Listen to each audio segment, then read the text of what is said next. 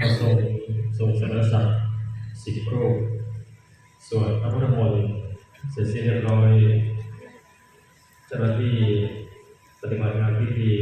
จะได้รับผ้าคุณสายโยง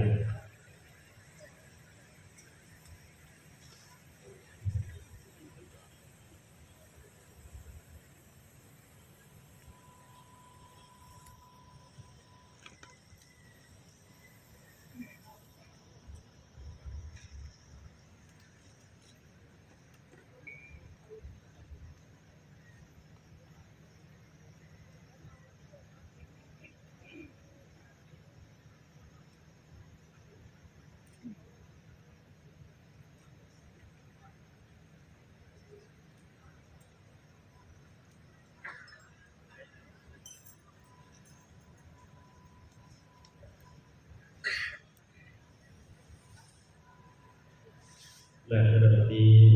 จะได้เรียนเชิญท่านประธานในพิธีและท่านผู้มีเกียรติได้ทอดผ้าไตรตามลำดับดังนี้ครับ